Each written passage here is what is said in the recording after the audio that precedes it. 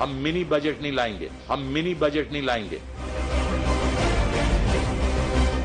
Immediately ہم کر دیں گے نیکسٹ ویک، نیکسٹ ویک ہم کر دیں گے نیکسٹ ویک کر دیں جی ہم منی بجٹ نہیں لائیں گے، امیڈیٹلی ہم کر دیں گے نیکسٹ ویک، نیکسٹ ویک ہم کر دیں گے نیکسٹ ویک کر دیں جی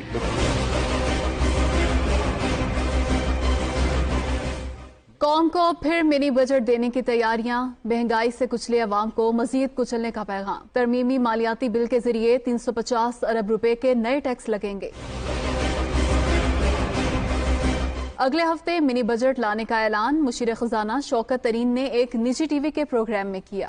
آپ نے یہ جو منی بجٹ ہے اس کو کب پریزنٹ کرنا ہے؟ یہ آپ کو اناؤنس کرنا پڑے امیڈیٹلی گا ہم کر دیں گے نیکسٹ ویک، نیکسٹ ویک ہم کر دیں گے نیکسٹ ویک کر دیں جی بالکل۔ اب آپ کے ہیں تقریباً کم و بیش 350 ارب روپے کے ٹیکس کے اقدامات ہیں جو آپ کے منی بجٹ کا حصہ بنیں گے، تو اس سے آپ کو لگتا نہیں ہے کہ ایک سلو ڈاؤن آئے گا اکانومی کے اندر؟ 350 ارب بڑی ٹیکسیشن ہے۔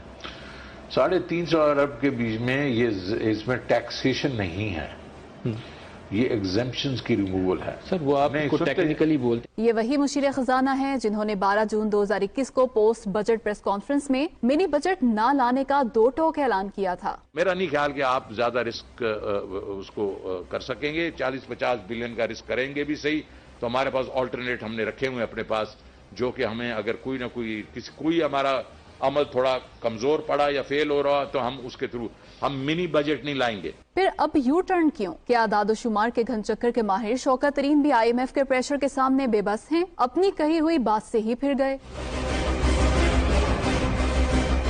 آئی ایم ایف کا آئندہ اجلاس 12 جنوری کو شیڈیول۔ قرض کی قسط کے لیے شرائط پوری کرنا ضروری، منی بجٹ اسی کا شاخسانہ ہے۔ $1 ارب کی قسط جاری کرنے کی منظوری کے لیے شرائط پر عمل درآمد کی یقین دہانی حاصل کی گئی۔ ان شرائط میں واضح ہے کہ پاکستانی عوام سے 350 ارب کے نئے ٹیکس وصول کیے جائیں گے، جو تیل کی قیمتیں مزید بڑھا کر اور منی بجٹ لا کر ہی ممکن ہے۔ مگر یہ طے ہے کہ منی بجٹ مہنگائی میں مزید اضافے کا باعث بنے گا۔ مہنگائی کی چکی میں پسے عوام کی مشکلات مزید بڑھ جائیں گی۔